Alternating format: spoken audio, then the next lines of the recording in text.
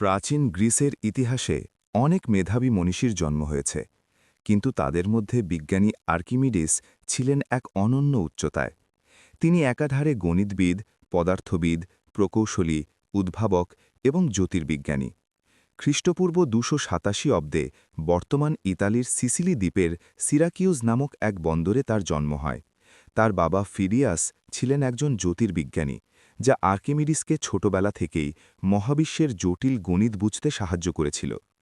আর্কিমিডিসের জীবন মানেই বিজ্ঞানের প্রতি এক পাগলাটে ভালোবাসা এবং রাজকীয় সব রহস্য সমাধানের গল্প। নিচে তার জীবনের গুরুত্বপূর্ণ অধ্যায়গুলো নিয়ে একটি বিস্তারিত আলোচনা করা হল। ১. উচ্চশিক্ষা ও আলেকজান্দ্রিয়া ভ্রমণ। আর্কিমিডিস তার যৌবনের বড় একটি অংশ মিশরের আলেকজান্দ্রিয়ায় কাটান। তৎকালীন সময়ে আলেকজান্দ্রিয়া ছিল বিশ্বের জ্ঞানচর্চার প্রধান কেন্দ্র। সেখানে তিনি তৎকালীন বিখ্যাত পণ্ডিতদের সংস্পর্শে আসেন। প্রথাগত পড়াশোনা শেষ করে তিনি পুনরায় নিজের জন্মভূমি সিরাকিউসে ফিরে আসেন এবং জীবনের বাকি সময়টুকু রাজা দ্বিতীয় হিয়েরোর বন্ধু ও প্রধান উপদেষ্টা হিসেবে অতিবাহিত করেন। ২. সেই বিখ্যাত ইউরেকা ইউরেকা। আর্কিমিডিসের নাম শুনলেই আমাদের চোখে ভেসে ওঠে এক উলঙ্গ মানুষের চিৎকার করে দৌড়ানোর দৃশ্য।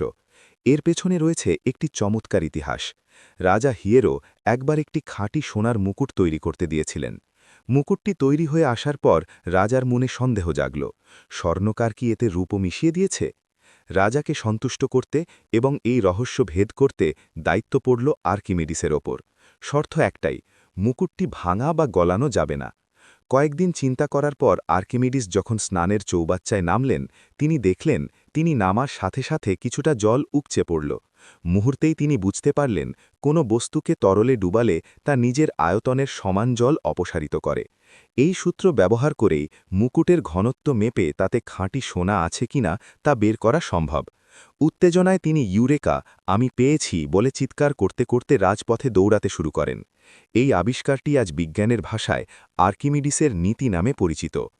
গাণিতিক ভাষায় একে এইভাবে দেখানো যায়: FB equals to rho VG, যেখানে FB হল প্লবতা, রো তরলের ঘনত্ব, V অপসারিত তরলের আয়তন এবং G অভিকর্ষজ ত্বরণ।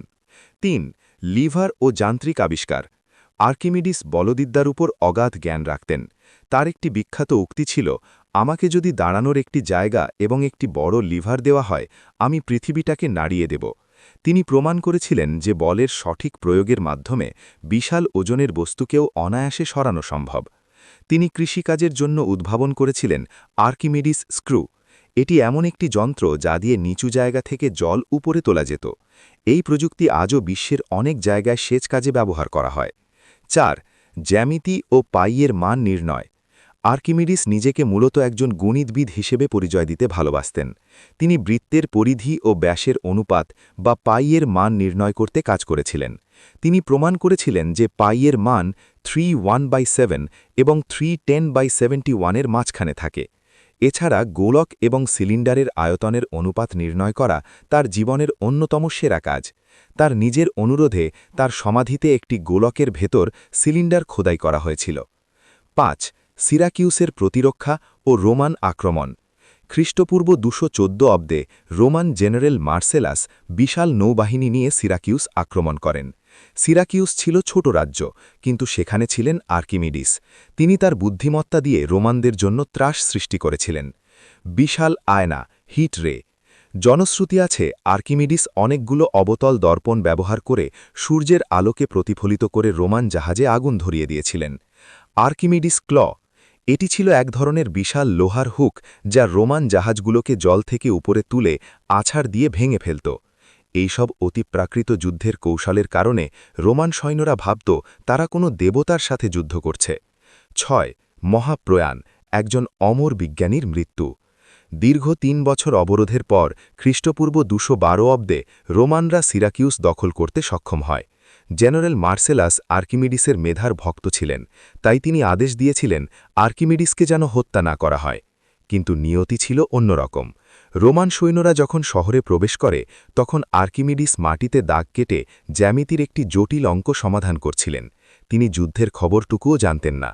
একজন রোমান সৈন্য তার সামনে এসে তাকে চিনে উঠতে না পেরে মার্সেলাসের কাছে যাওয়ার আদেশ দেয়। আর্কিমিডিস তার গাণিতিক ছক দেখিয়ে বলেছিলেন, আমার বৃত্তগুলোতে পা দিও না। সৈনিকটি রেগে গিয়ে তার তলোয়ার দিয়ে আর্কিমিডিসকে হত্যা করে। এইভাবেই পৃথিবীর উজ্জ্বলতম এক নক্ষত্রের পতন ঘটে। আর্কিমিডিসের উত্তরাধিকার। আর্কিমিডিস শুধু একজন বিজ্ঞানী ছিলেন না, তিনি ছিলেন একজন স্বপ্নদ্রষ্টা। তার আবিষ্কারগুলো পরবর্তীকালে লিওনার্দো দা ভিঞ্চি, গ্যালিলিও এবং আইজ্যাক নিউটনের মতো বিজ্ঞানীদের পথ দেখিয়েছে। তিনি শিখিয়ে গেছেন যে সামান্য চিন্তা এবং বৈজ্ঞানিক দৃষ্টিভঙ্গি ব্যবহার করে প্রকৃতির গভীরতম রহস্য উন্মোচন করা সম্ভব। আজকের এই আধুনিক যুগে যখন আমরা সাবমেরিন চালাই, বিশাল জাহাজ সমুদ্রের জলে ভাসে কিংবা জটিল প্রকৌশল কাজ সম্পন্ন করি, প্রতিটি ক্ষেত্রে আর্কিমিডিসের মেধা ও পরিশ্রম অমর হয়ে আছে। তিনি নেই, কিন্তু তার ইউরেকা আজও প্রতিটি বিজ্ঞানীর মনে অনুপ্রেরণা হিসেবে বেঁচে আছে।